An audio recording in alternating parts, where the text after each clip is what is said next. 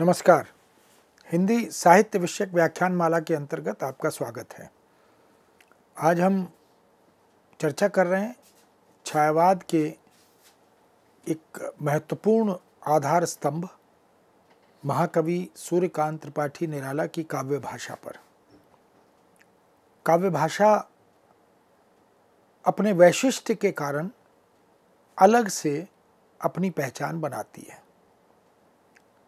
कविता के कुछ अंग होते हैं, काव्य के कुछ तत्व होते हैं, काव्य की अपनी पदावली होती है, कुछ अपनी शब्द संपदा होती है और उसमें एक लालित्य, एक सौंदर्य अलग से विद्यमान रहता है। कविता किसी युग की हो, उसकी पूरी विकास परंपरा इस बात का प्रमाण है कि चाहे वो संस्कृत की कविता हो, हिंदी की कविता हो, मराठी, गुजराती, तमिल, तेलुगु, पंजाबी आदि भारतीय भाषाओं की कविताएं हों, अंग्रेजी की कविताएं हों, उन कविताओं में भले ही युग सापेक्ष वस्तु का परिवर्तन हो रहा हो, लेकिन भाषा का अपना एक सौंदर्य, अपनी एक शब्द संपदा और अपना एक लालित्य विद्यमान रहता है। इसीलिए कहते भी हैं, जहाँ न पहुँचे रवि वहाँ पहुँचे कवि। कवि अपनी अभिव्यक्ति के कारण, अपनी दूरदृष्टि, दिव्य दृष्टि के कारण बहुत से अछूते, अकल्पनीय विषयों तक पहुँच जाता है। कवि के पास एक ईश्वर प्रदत्त संवेदना का वैशिष्ट्य होता है। उसके पास उस संवेदना को व्यक्त करने वाली भाषा का सामर्थ्य यह भी विद्यमान होता है। इसीलिए आदिकाल की हिंदी की आदिकालीन कविता की बात करें तो निश्चित रूप से मैथिल कोकिल, जिन्हें हम एक महत्वपूर्ण कवि के रूप में जानते हैं, विद्यापति, उनकी काव्य भाषा, या अमीर खुसरो की काव्य भाषा, या रासो काव्य परंपरा की काव्य भाषा, इस तरह से हम देख सकते हैं कि विषय वस्तु, परंपरा, इसके आधार पर भाषा का जो सौंदर्य है वह अलग अलग हो तो रहा है, लेकिन उसके मर्म में हमें एक सामान्य तत्व सर्वत्र दिखाई देता है, जो उसकी सुंदरता का, जो उसके अभिव्यक्ति कौशल का प्रमाण बनता है। कविता यदि वीर रस की है तो उसी तरह का लालित्य, उसी तरह का सौंदर्य उसमें विद्यमान होगा। भक्ति की कविता है, प्रशस्ति की कविता है, सौंदर्य की कविता है, रूप वर्णन की कविता है, नक्षिक वर्णन की कविता है, श्रृंगार की कविता है, संयोग वियोग की कविता है, तो वो अंतर हम काव्य भाषा में देख सकते हैं। भूषण की वीर रस के कवि, महाकवि भूषण की कविता अगर हम देखें, या पद्माकर की वीर रस की कविता अगर हम देखें, या गोरेलाल की वीर रस की कविता हम देखें, गुरु गोविंद सिंह की कविता हम देखें, तो हमें अगर ब्रजभाषा है सब जगह, तो ब्रजभाषा तो है, लेकिन कवि सापेक्ष परिवर्तन भाषा में, शब्द चयन में, उसके लालित्य और सौंदर्य में, ये हमें सहज रूप से दिखाई देता है। इसीलिए हम कहते हैं कि गद्य की भाषा और पद्य की, यानी काव्य की भाषा, इसमें अंतर होता है और काव्य की भाषा विशिष्ट भाषा होती है। साहित्य के भारतीय और पाश्चात्य परिप्रेक्ष्य में हम काव्य भाषा विषयक अनेक धारणाओं को देखते हैं, वो धारणाएं हमें मिलती हैं। उसी के आधार पर हम कृष्ण भक्ति काव्य परंपरा, उन कवियों की काव्य भाषा, चाहे सूरदास हों, नंददास हों, परमानंद दास हों, या अष्टचाप के कवि हों, और राम भक्ति काव्य परंपरा से जुड़े हुए कवि जिसमें तुलसीदास हों, केशव हों, हम उनकी भाषा को देखें। इसी तरह सूफी कवियों की काव्य भाषा, इसी तरह संत काव्य परंपरा के कबीर आदि नानक हों, दादू हों, सुंदरदास हों, सहजोबाई हों, इनकी काव्य भाषा को देखें तो निश्चित रूप से यह तो प्रतीत होता है कि कविता की भाषा में एक अलग तरह का सौंदर्य है, एक अलग तरह का वैशिष्ट्य है। और इसी का चिंतन भारतीय और पाश्चात्य परिप्रेक्ष्य में काव्य भाषा के संदर्भ में समय समय पर किया जाता रहा है। जैसे हमारे यहाँ भी भारतीय काव्य शास्त्र में भरत मुनि से लेकर पंडित राज जगन्नाथ तक जब हम काव्य के स्वरूप पर, काव्य के लक्षण पर, काव्य के हेतु पर, काव्य के प्रयोजन पर बात करते हैं तो स्वाभाविक है कि कविता की भाषा भी प्रकारांतर से उसमें समाहित होती है।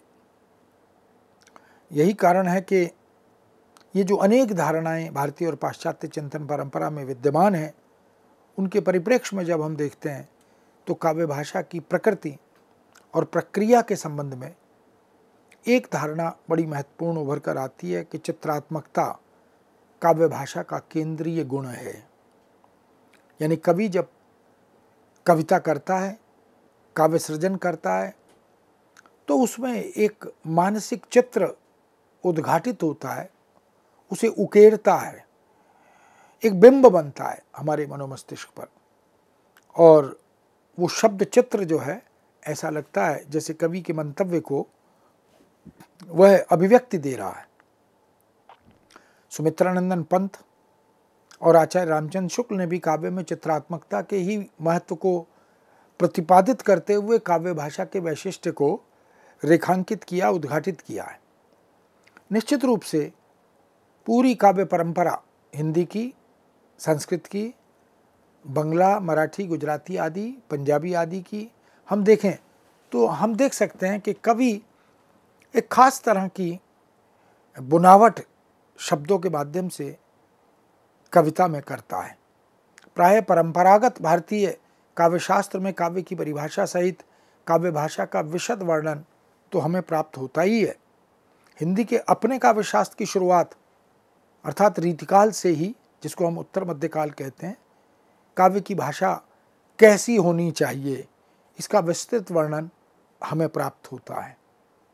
वर्तमान युग में काव्य भाषा सहित साहित्य चिंतन की नई दिशा, उस पर भी विचार किया गया है और यह चिंतन कुछ नए मानक, कुछ नए मानदंड हमारे सामने रखता है। आधुनिक युग में अंग्रेजी समीक्षकों ने काव्य भाषा के सर्जनात्मक पक्ष को अपने चिंतन का, गंभीर चिंतन का विषय बनाया है। ओवेन बारफील्ड ने द पोएटिक डिक्शन 1928 ईस्वी में, एमसन कृत 7 टाइम्स एम्बिग्विटी 1930 में, मैकलिश ने पोइट्री एंड एक्सपीरियंसेस 1960 में इस तरह के अनुभवों को अपनी रचना धर्मिता से जोड़कर बांटा भी है। भारतीय साहित्य परंपरा में कालिदास ने रघुवंशम के प्रारंभिक श्लोक में ही वागर्थ प्रतिपत्ति का जो आदर्श रखा वह इसका द्योतक और परिचायक बन गया। हिंदी साहित्य के आधुनिक युग में महाकवि सूर्यकांत त्रिपाठी निराला, छायावादी और प्रगतिवादी दौर के दैदीप्यमान सूर्य की भांति प्रकाशित होते हैं। इनका साहित्य काव्य भाषा के व्यावहारिक दृष्टांत का साक्षी बनता है। निराला जिस तरह के कवि हैं जो कभी बेहतरीन श्रृंगार की कविता, जूही की कली जैसी कविता लिखते हैं, और वही निराला राम की शक्ति पूजा, सरोज स्मृति ऐसी कविताएं लिखते हैं। और वही निराला जब छायावाद के अंतिम दौर की तरफ अग्रसर होते हैं तो प्रगतिवादी बन जाते हैं। उन पर मार्क्सवाद का प्रभाव भी दिखाई देने लगता है। और निराला तोड़ती पत्थर, भिक्षुक, विधवा, कुकुरमुत्ता इस तरह की कविताएं भी करने लगते हैं। तो जिस तरह की विषय वस्तु होती है, अबे सुन बे ओ गुलाब, भूल मत गर पाई खुशबू रंगो आब, खून चूसा खाद का तूने अशिष्ट, डाल पर इतरा रहा कैपिटलिस्ट। अब ये जो तेवर है कविता का, कविता की भाषा का, यह जूही की कली वाली कविता भाषा, काव्य भाषा में दिखाई नहीं देता। राम की शक्ति पूजा में जो संस्कृत निष्ठता और तत्सम शब्दावली का चयन है और जो बिंब विधान की परिकल्पना है, नियोजना है, वो बिल्कुल अलग तरह से निराला को रेखांकित करती है।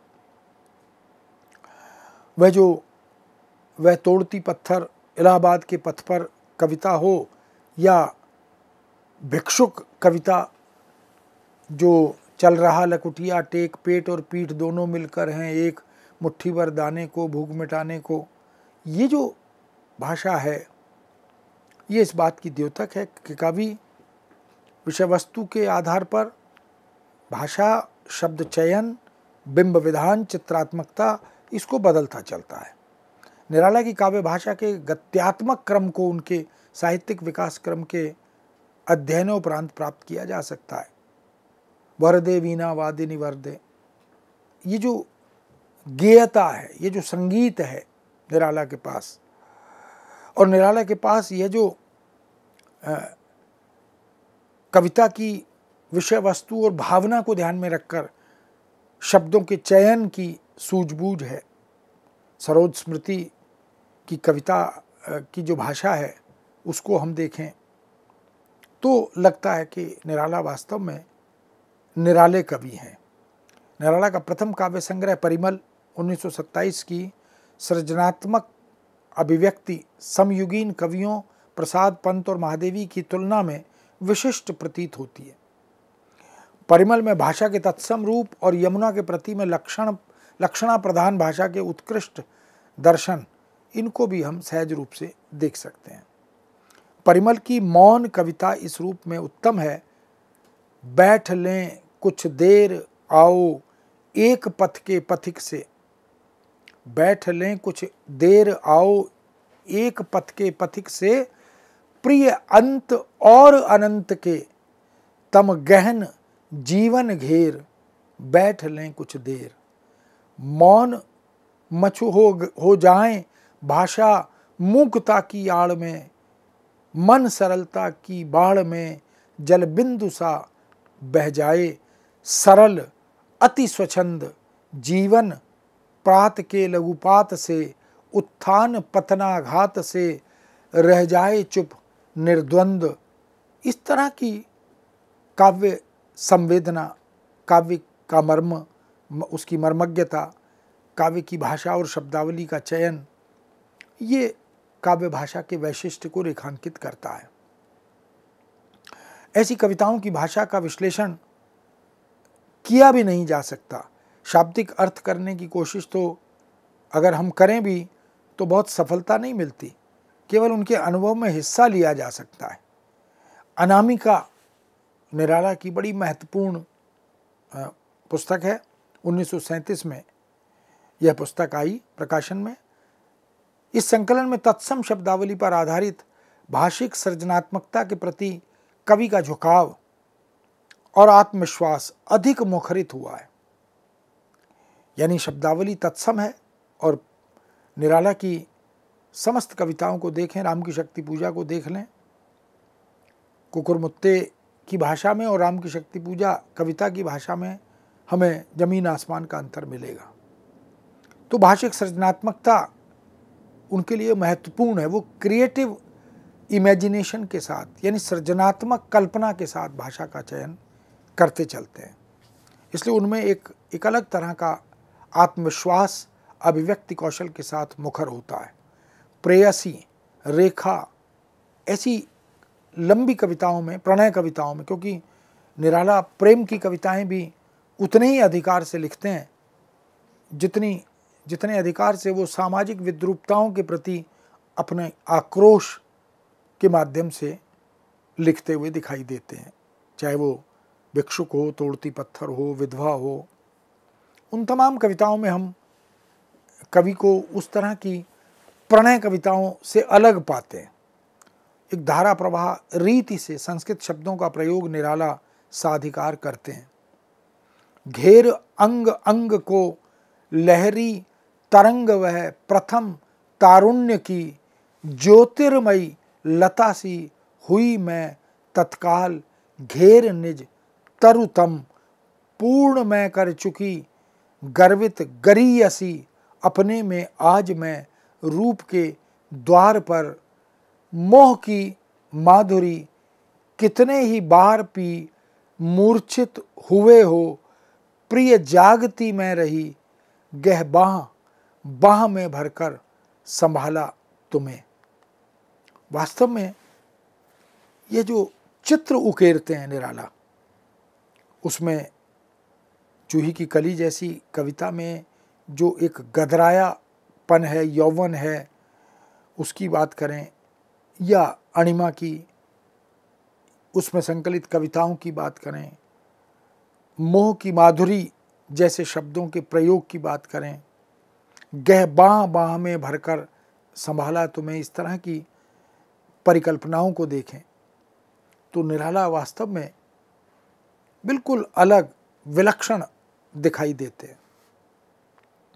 अनामिका में ही राम की शक्ति पूजा एक बड़ी महत्वपूर्ण लंबी कविता है, जिसमें लंबे सुगठित रचना विधान में खड़ी बोली पर आधारित काव्य भाषा की अभूतपूर्व व्यंजना और उस व्यंजना को व्यक्त करने वाली क्षमता यह उद्घाटित होती है। राम की शक्ति पूजा को देखकर तो ऐसा लगता है न भूतो न भविष्यति, न वैसी कविता पहले लिखी गई और न संभावना है कि बाद में कभी लिखी जाए। निराला भाषा के प्रति वो बहुभाषा भाषी निराला हैं। बंगला उनकी आधिकारिक भाषा है, हिंदी उनकी आधिकारिक भाषा है। यूँ उन्होंने बहुत से अनुवाद भी किए, वो अवधी से, वो ब्रजभाषा से, अंग्रेजी से, बहुत सारे अनुवाद वो करते चलते हैं। उन्होंने अपने इस बहुभाषा भाषी ज्ञान का रचनात्मक उपयोग अपनी कविताओं में, शब्द चयन में, बिंब विधान में विधिवत किया है। उनके वाक्य लंबे, सुगठित और रचना विधान में खड़ी बोली का रचनात्मक उपयोग, ये सब कुछ उनकी काव्य की भाषा को अभूतपूर्व बनाता है, एक ऐसी व्यंजना क्षमता प्रदान करता है जो अन्यत्र दिखाई नहीं देती। राम की शक्ति पूजा कविता की जब जब चर्चा परिचर्चा होती है तो निराला की भाषा के उस लालित्य और सौंदर्य को, जो तत्सम प्रधान है, जो संस्कृत निष्ठ है, जिसमें संस्कृत की सार्थक शब्दावली का चयन है, रवि हुआ अस्त, ज्योति के पत्र पर लिखा अमर। रवि हुआ अस्त, ज्योति के पत्र पर लिखा अमर, रह गया राम रावण का अपराजेय समर। अब ये जो बिंब उकेरते हैं निराला, वो अद्भुत है। आज का तीक्ष्ण क्षर विधृत क्षिप्र कर, वेग प्रखर शतशेल समवरणशील, नील नभ गर्जित स्वर, प्रतिपल परिवर्तित व्यूह, भेद कौशल समूह, राक्षस विरुद्ध प्रत्युह, क्रुद्ध कपि विषम हूह, होगी जय होगी जय, हे पुरुषोत्तम नवीन, कह महाशक्ति राम के बदन में हुई लीन। अब ये जो विषय वस्तु के साथ निराला की समसामयिकता के संदर्भ में, समकालीनता के संदर्भ में एक नवीन कल्पना, एक रचनात्मक कल्पना दिखाई देती है, वो पूरी नितांत मौलिक कल्पना बनकर आती है। राम की शक्ति पूजा की भाषा एक आयामी नहीं, बहुआयामी भाषा है। यदि वह तत्सम शब्दावली पर पूर्णतः अवलंबित होती तो शायद पाठकों को प्रभावित नहीं कर पाती, बोधगम्यता की कठिनाई हो पाती। तो निराला ने विजातीय शब्दों के साथ साथ कई स्थलों पर पूरे पूरे कथन ऐसे प्रयुक्त कर दिए हैं जिनमें भाषाई जटिलता कहीं दिखाई नहीं देती। कहीं कहीं संस्कृतनिष्ठ तत्सम प्रधान उसी तरह की शब्द संपदा, उसी तरह के वाक्य विन्यास, पदबंध, इनका प्रयोग करते हैं, और कहीं कहीं इतनी सहजता और सरलता के साथ भाषा का तेवर बदलते हैं। केवल जलती मशाल, क्रुद्ध कपि विषम हूह, ये हूह शब्द अवधी भाषा का है, मशाल शब्द फारसी भाषा का है। क्षिप्र बाट पर वार, अब ये जो वार है ये फारसी शब्द है। ऐसे जहाँ कहीं भी निराला को लगा कि उनके मंतव्य को यथावत या सहज सरल रूप में संप्रेषित करने में जिस तरह की शब्दावली की आवश्यकता होती है, उस शब्दावली का वो चयन करते हैं। अनामिका में जहाँ एक और मरण दृश्य जैसी सूक्ष्म गंभीर गीति रचना हमारे सामने आती है, वहीं खुला आसमान, ढूंढ जैसी यथार्थ परक कविताएं ये भी संकलित होती हैं, जिनमें महत्वहीन समझे जाने वाले जन सामान्य में प्रचलित शब्दों का रचनात्मक उपयोग निराला करते हैं। जिन शब्दों को हम काव्य सौंदर्य के, काव्य भाषा की महत्ता के अनुकूल नहीं समझते, उन जन सामान्य में प्रचलित शब्दों को भी निराला जब कविता से जोड़ते हैं, काव्य में प्रयुक्त करते हैं, तो उन्हें एक काव्यात्मक संस्पर्श दे देते हैं। अभिजात परक कविताओं के मध्य इस तरह की जन संवेदना से संबंधित कविताएं निराला के गत्यात्मक काव्य व्यक्तित्व का संकेत देती हैं। निराला की कविता में एक गति तो है, एक विकास तो है, और वो जन संवेदनाओं को अपनी कविताओं से जोड़ते चलते हैं। खुला आसमान का एक अंश देख सकते हैं। बहुत दिनों बाद खुला आसमान, बहुत दिनों बाद खुला आसमान, निकली है धूप खुश हुआ जहान, दिखी दिशाएं झलके पेड़, चरने को चले ढोर गाय भैंस भेड़, खेलने लगे लड़के छेड़ छेड़, लड़कियां घरों को कर भासमान। अब ये जो निराला की समाज चेतना है, युग चेतना है, बहुत दिनों बाद खुला आसमान और निकली है धूप खुश हुआ जहान, जहान शब्द का प्रयोग हम देख सकते हैं। और जब आसमान खुल जाता है, चारों तरफ नई नवेली धूप बिखर जाती है, तो दिशाएं उद्घाटित होती हैं, उजागर होती हैं, दिखी दिशाएं, झलके पेड़, और पेड़ एक अद्भुत द्युति के चमक के साथ आलोकित होते दिखाई देते हैं। चरने को चले ढोर गाय भैंस भेड़, और जंगल में चारा प्राप्त करने खाने के लिए समस्त ढोर पशु, गाय भैंस भेड़ आदि, ये चरने के लिए निकलते हैं।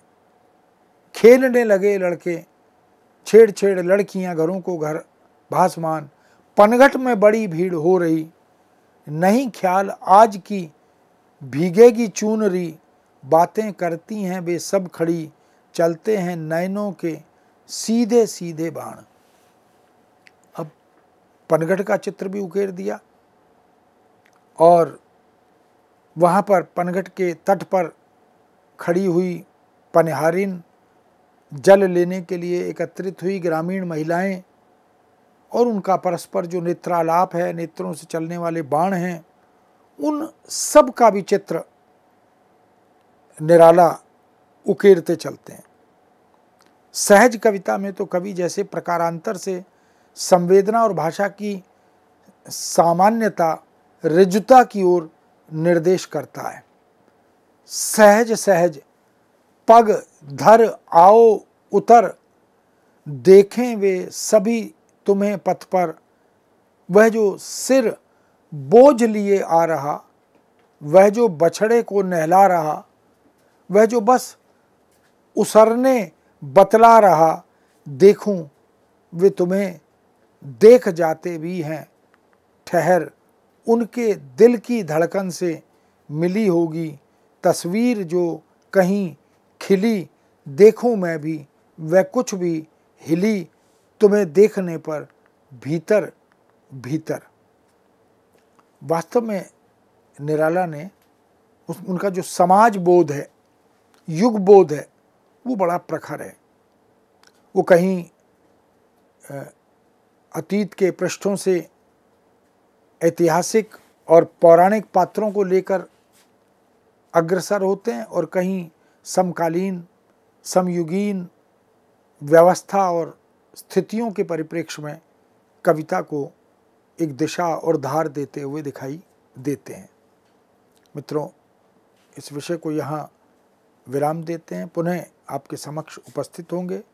आज्ञा दीजिए। नमस्कार।